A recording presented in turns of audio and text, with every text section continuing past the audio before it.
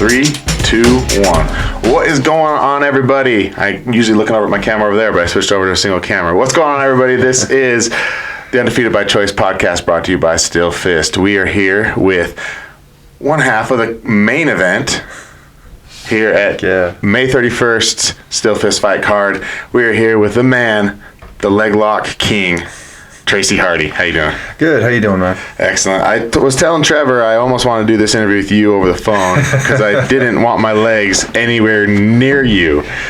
And I want to get into that 100%, how you developed this. I want to get into it, but first, the first thing I always do is the nickname. Is there a nickname? Yeah, actually there is. Okay. And it just came about. I wasn't a big nickname fan, but one of the guys I work with in boxing gave me the nickname 50 Cal. 50 Cal. Yeah. Oh, okay. And I'm hoping to showcase a little more of that on why I got that nickname. Why you're getting that 50 Cal. Well, and jumping right into it. No.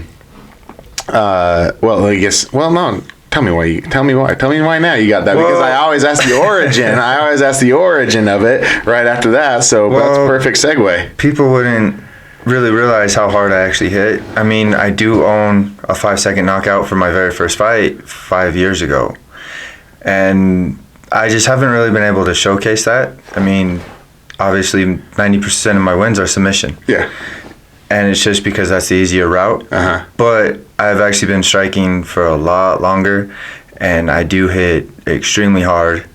And so we were just messing around one day, just doing pop, pop, pop, and then all of a sudden I just let loose 3 or 4 hard shots. Yeah. And that's just how it came about. I can pitter-patter, I can throw in volume, but then all of a sudden I can turn it on, and I'm hitting twice as hard as anyone would ever think. Yeah. And so he gave it to me one day. He's like, "Oh, your nickname's 50 Cal now." I'm like, I can go with that. Yeah, no, I like it. That's a good one because that's very original, I think. I don't know if I've heard of a 50 Cal before. So that's a good one. Why didn't you like nicknames originally, though? You think they're stupid? No, just none were fitting.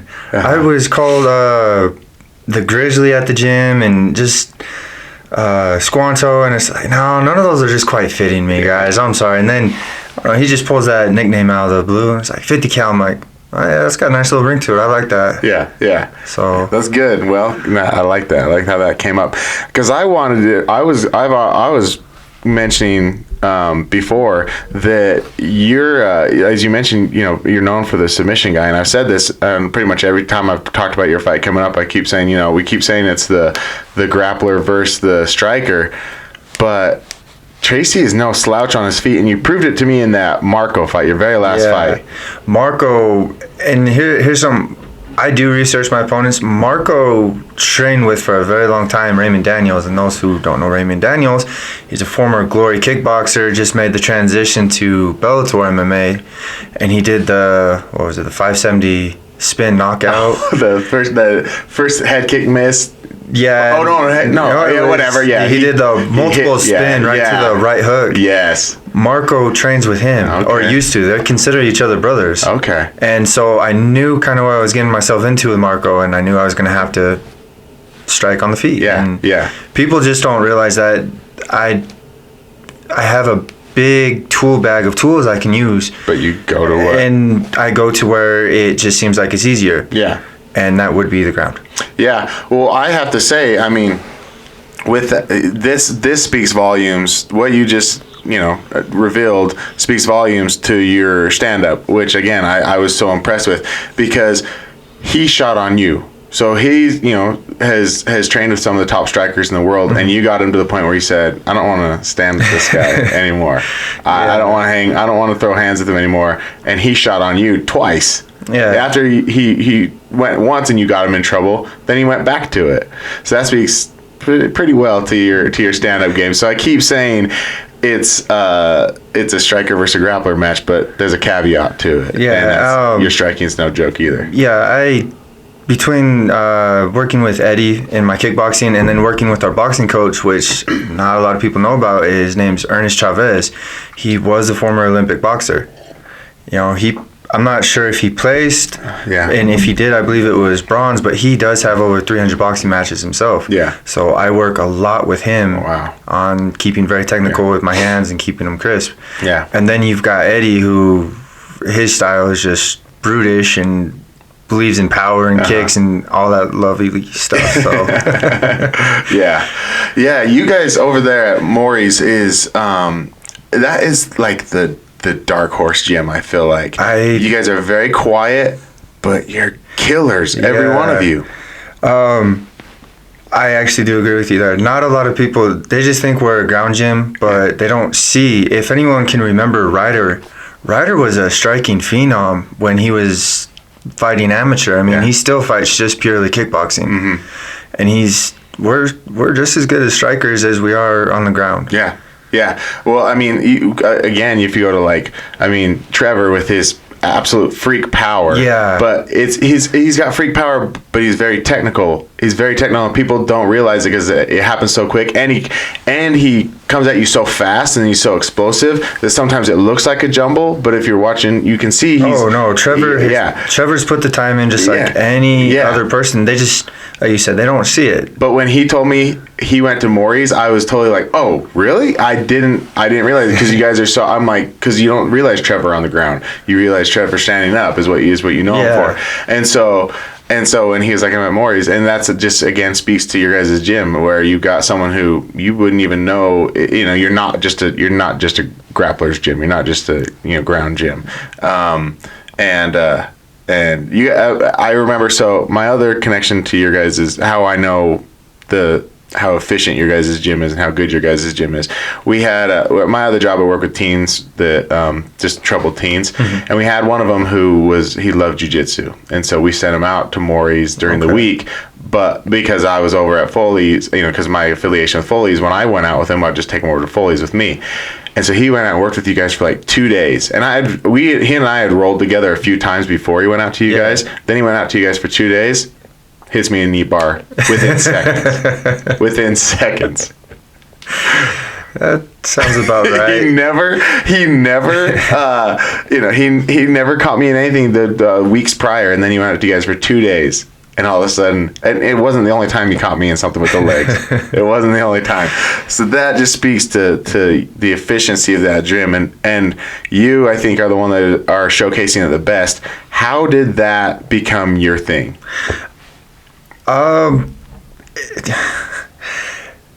It's just, I love working legs when I'm on the ground with someone, and not a lot of people will defend them. Not a lot of people know how to. That's, I think, the biggest part.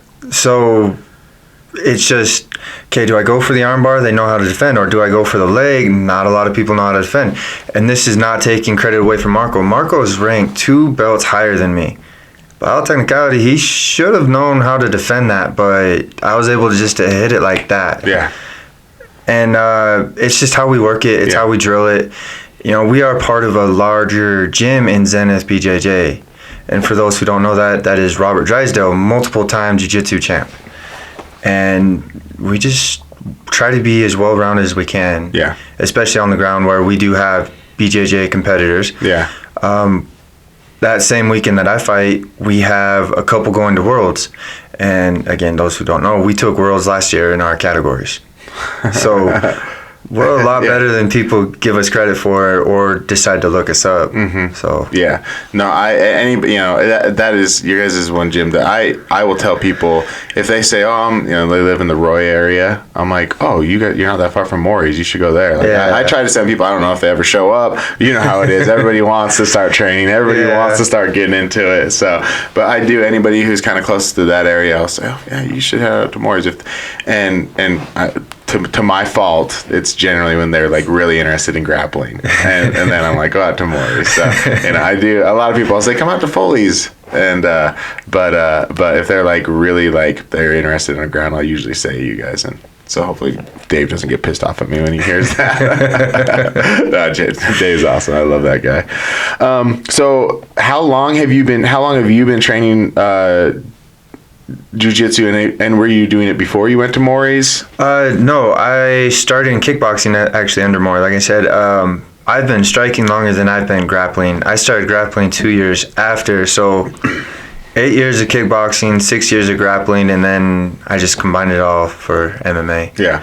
And we had enough guys at the time that wanted to do MMA. We just started having Eddie just show us MMA drills, do this, do that. And so 6 years, I think, for grappling. Okay. Very impressive. Very impressive. That's hats off to you for that. The other thing I wanted to talk about is, like, where did you, I don't know, maybe this is just your jiu-jitsu training, but you've developed a crazy amount of patience in getting into your submission. I think with Marco, it was like watching when you had the leg, but you didn't have it sink in yet. It was kind of like watching like a boa constrictor. Like, he has his prey and then he just slowly, is cramping on it, rather than trying to get to the submission so fast. You just kind of patiently waited there. Yeah. And also again, watching in your patience was your fight with Dom. Yeah. Because he was still striking from the top. He still had, and you had that leg, and you just were holding on and taking shots and evading some, but it was, again, this slow, methodical. Yeah, it's where does that come? Where'd you learn that? That just has come from maturing as a fighter.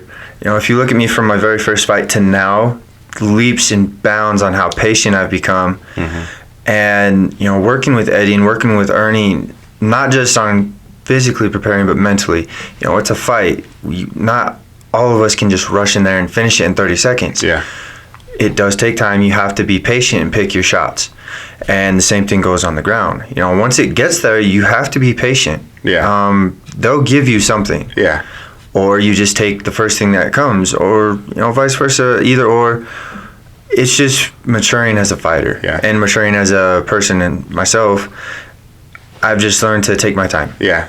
And that's just really where that one has come from. Where you just know you have it, and how efficient you are. So even if they slip it a little bit, you'll be able to find it again. Yeah. It's very impressive. I mean, Dom was talking to me, and he was like, I was hitting him so hard. And he's like, and he just held on to it. And I kept thinking, maybe one of these will land and he'll drop his, he'll go out or something. Because he knew you had it, and he knew you were sinking in, and so his was like, I'm just gonna hit him as hard as I can. and he just, again, he's just so patient, because he was still landing them, and instead of abandoning it, you just. Yeah, mad respect to Dom. I actually respect him. But he came, and I was able to roll him months before that fight. Mm-hmm. And so I knew kind of what I was dealing with when it hit the ground, and he obviously knew what he was dealing with. I just knew I had to stay a little patient and just work my game. What people don't realize about me, as an amateur, I was actually affected more than as a pro, because as an amateur, we are limited to what we do. I couldn't do my leg lock game. And I feel that actually hurt me as an amateur. Yeah. To as a pro, now it's all game. So, and you can see that in my last 3 fights, I've just made that transition. Yeah. And then you look at my earlier fights, I look like crap.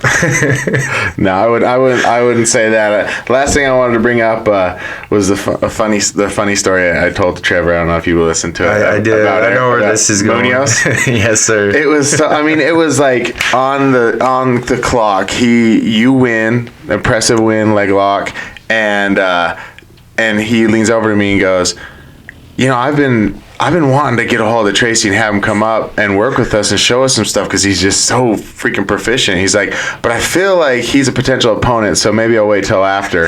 And then within 10 seconds, Eric Munoz. I was like, what? And he just looked at me. He's like, oh, okay, well, yeah. That's nothing against Eric. If you listen to this, nothing personal. I hope you realize this. Yeah. But he is a bigger name in Utah. Yeah.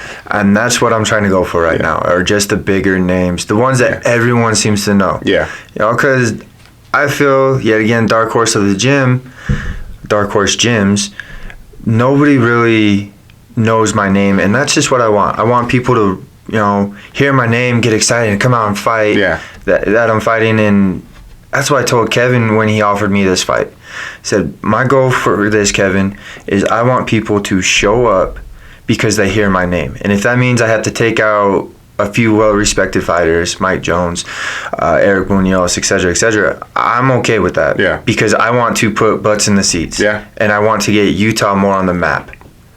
Yeah, I agree. I agree 100% with that. And that's what you're doing the right thing. You're playing the right card. You want to go after the bigger names. You're doing the right thing. And every fighter should have the mentality of, I want to put butts in seats. I want people to see me. I want people to know my name. I want people to show up because my name's up there. Yeah. And so you're doing the right things to get those. And I can tell you, Eric, he didn't take it personal. Eric prefers to fight people that he likes, that he's can smile at and say hello to. Like, he prefers to fight those guys because it's. I mean, he goes just as hard in training as he does in the fight. Yeah. So we're all brothers. So the way he sees it, I'm just telling you, he's not. He was laughing. He's like, oh, okay, I guess I'm right. I guess that's good. I guess that's good. Yeah. And so and you and Mike have shown a lot of respect towards each other. I think I saw a little back and forth between you two, but it was good. Or maybe it was just. I think it was when I was reaching out to you. I was reaching out to both of you to get kind of a quote. Yeah. And both of yours were so professional and respectful. Yeah. I've seen Mike fight for some time. He was Trevor's pro debut, so I've known about Mike for some time. I've got nothing but respect, The guy's a killer. He's been there, done that. Mm-hmm. I'm excited to fight. I'm excited to test myself. I mean, Marco was 0-0, had a lot of amateurs. Dom had couple pros. He had one pro. One pro, a lot of amateurs. All these guys have had more fights than me, but it's always been about 50-50. This is a one opponent where his wins are more than his losses, and I'm excited to test that. Yeah. So what do you see special about his stand-up? Why he keeps getting these? Over the last few years, and I think this is his teammate too in what's her name? Katniss, Caitlin Neal. Yeah. I think the teammates, they switch stances very proficiently to where they can throw that power high kick from the southpaw stance, and the way they both switch, it's right on the money. Mm-hmm. And I saw that in her title fight for Still Fist, and then I've watched a couple of Mike's fights, and he does the same thing. And they switch really well, and they're very efficient at the high kicks or the body kicks. Mm-hmm. But Mike's also got crisp hands. So it's going to be a fun fight. It's going to be an exciting fight. Yeah. He's well-rounded. He's got very good wrestling. Man, I'm looking forward to it. So. I am too, man. I've been you so very impressed with your knowledge of just exactly what you just explained. I just asked one question, and you had a very educated answer about it. I really want to start pushing fighters to start paying attention to who they're fighting. A lot of times I hear, I don't know much about him. And with the day and age we live in, there's no reason not to at least be able to watch one fight. So I have made that mistake. As an amateur, I made the mistake to not look somebody up. Mm-hmm. And it cost me the fight. Mm-hmm. I had just got off fighting, what was his name? Justin Oswald for the title. Mm-hmm. Good fun fight. Lost by a couple points, learned. My next fight was John Wixom. And those who don't know, John could have taken the pro scene by storm and probably not have been stopped. I didn't know he was that high of a wrestler. He was a high caliber wrestler, but he was dividing his time between, I think it was University of Jiu-Jitsu and One Hit. And the other thing leading up to that is he was southpaw, and that was the first time I'd faced a southpaw in the cage. And me being me, back then, I was stubborn. I didn't do my research, and it cost me in that fight. Hats off to John. He did everything right. I did everything wrong. Yeah, sometimes that's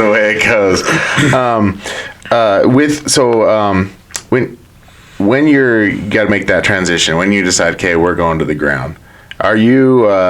Because I've only the way I've seen, because I've watched your fight with Dom when you went down, he sat on top of you, and then you grabbed his leg, and I saw you with Marco where he shot on you.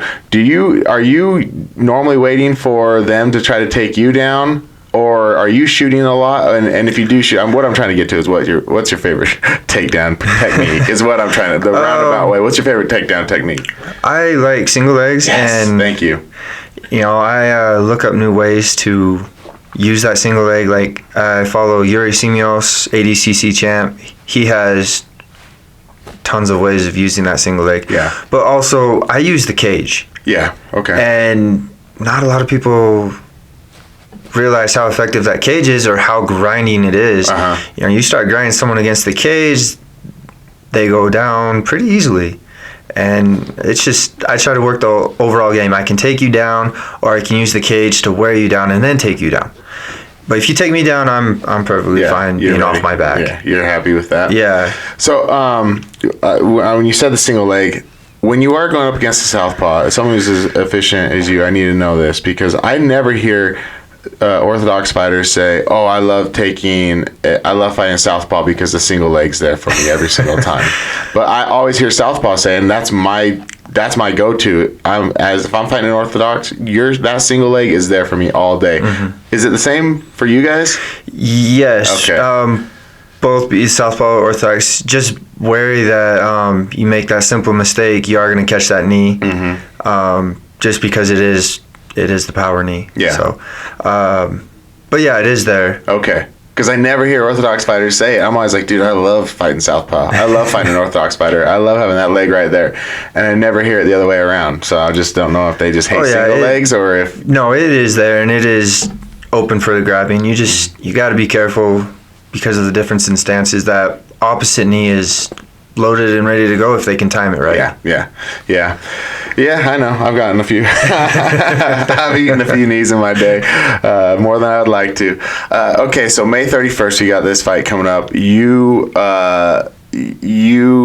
How do you envision this fight ending? In a perfect world, how does this fight end for you? I actually try not to envision that. Okay. Just because I just feel like I would try and actually go out there and do that. Mm-hmm. It's a fight. So whatever becomes available, I'm going to do, but I'm going to make it a fight. Yeah. And whether it's 15 minutes, 30 seconds, second, first round, third round, it's going to be a fight, and I'll just take what's available. Awesome, man. Yeah. I'm looking forward to it. I always got to ask, of course, because we wouldn't be here without Still Fist. How do you enjoy fighting for Still Fist? I enjoy it a lot, man. All of my fights except one have been with Still Fist, and it's been nothing but a fun time with them. I like I like Kevin. I like Pat. I'm gonna start calling him Cat, because I'll do it sometimes too, and Kevin will be like, "You did not just call me Pat." So maybe I'll start calling him Cat. Sorry, guys, but I enjoy fighting for them. They're the biggest promotion we have in Utah, and they actually try to help the fighters get their names out there and build them up, and try and get them to that next stage in the fighting career. So yeah, I mean, that's what we want. We want fighters, going to the biggest shows they can, saying, "Yeah, I had all my fights at Still Fist." That is an organization that breeds champions, that breeds people to come up to this next level. Yeah. So we definitely want to be at the forefront of that. So and fighters like you make it easy, but I you're gonna start making it hard on yourself. You keep winning in dominating fashion, it's gonna be hard to find fights. That's a real thing, right? Yeah. Maybe you should start making them a little more. No. I'm gonna just do the same thing I've always done in my fights. It has been tough to find fighters, though. So I appreciate anyone that signs the contract to fight me. But at the end of the day, it's 50-50 chance on who wins. It's just who's more prepared. Yeah. Yep. And I just try to make sure that every fight I have, I am 100% prepared. And I can tell myself that when I hop into the cage. Yeah. Yeah. That's the biggest thing. I really feel that's the biggest thing as a fighter, to be able to walk in there and say, okay, I've done everything I've needed to do up until this point. So now let's let the skills do. To walk in and have the thought of, should have done one more. Should have done this more. Should have done one more round. Should have worked me out. Yeah. That's walking in with a regret. Unless you get lucky, it ain't happening. But you walk in knowing that you've done everything. Exactly. It's hard to lose at that point. It really is hard to lose. So that's awesome. That's awesome. You got that mindset going in. I'm excited, man. This is a card that I've been. As soon as I saw the announcements for it, I looked at the top 3 and I said, those are all main events. Those are all main events. Thomas and Florin is a main event. Joe and Trevor is a main event. You and Mike, that's the main. Like it's if anybody misses this card, you are really missing out on elite level MMA. And it's all here. They're all local fighters. It's right here in our backyard. If you're missing this, you shouldn't be. You shouldn't be. Do you have anybody you want to thank? Anybody? Any sponsors? Anything you want to shoot out there? Actually, no sponsors, but I want to thank everyone that has always helped me in my fight camps. Coaches, friends, even my work. They help me out as much as they can. Yeah. Just everyone out there. My girlfriend. I wouldn't be here without any of them. Yeah. I wouldn't be the main event without Kevin and Pat giving me the opportunity. Thank you, you two. I appreciate it. I won't let you guys down on this one. I'm just, yeah. Right. Awesome. Well, now it's time to talk a little trash. You know this part? You know this part? I don't. Oh, you don't know the part? This? Okay, so let me explain it to you. I think trash talking when it's fake is the most ridiculous thing ever. It drives me nuts. When it's real, I like it. It's always it's fun. But when it's fake, it drives me nuts. But everybody wants it, Everybody wants to hear that trash talk. So on my show, I use an insult generator. So right here in front of me, I'll show it to you. You press a button, and it will generate 4 random words and put them together, and you've got to use it to try to talk trash to Mike. It's so, and the reason I do this is because when we are seeing the upper level people talk trash, it seems manufactured. It seems fake. It seems like it's scripted. So I'm going the most ridiculous route we can go to have the internet create your insult for you. So to this date, no one's been actually offended by this thing yet. So I think if you do it, you're going to be fine. Mike's not going to be too hurt by what you say. So normally what they say is, on May 31st, I'm going to beat Mike Jones because he's and then you read the 4 words, blah, blah, blah, blah. But you can do whatever you want with it. It's your trash talking at this point. So you can do whatever you want with it. So all you got to do, you hit that little red button down there, and then it will generate the insult. You got it? I think so. It's going to be ridiculous, and it probably won't make sense. But yeah, that definitely doesn't make sense, but okay. This is what we do. On May 31st, I'll be beating Mike Jones because he is a ass-sipping mushroom inhaler. I love it. They rarely cuss, so when they throw a little swear word in there, it makes it the best. An ass-sipping mushroom inhaler. Wow, that's actually not that bad if you really think about it. That's actually a real good insult. I like that. I might start using that. Calling someone a mushroom inhaler. There's some stuff behind it. Yeah. All right, everybody. Thank you for coming out today, Tracy. I appreciate you taking time out of your day to come out and do this. Everybody, if you know Tracy, if you're watching this because you're a fan of Tracy, find Tracy and buy tickets from Tracy for this fight. You can find us, this show, on YouTube, iTunes, iHeartRadio. And then you can find us on Instagram at Still Fist Fight and Facebook on Still Fist Fight Night. I think that's it. I think that's all. I'm having to start to remember too many things on this show, and I don't write anything down. One of these days, I'm going to have to get professional. So after every show, I'm like, did I say everything I need to say? Most importantly, the only thing I need to say is come out May 31st to Still Fist. Everybody, be good to yourself. Be good to each other. I love you.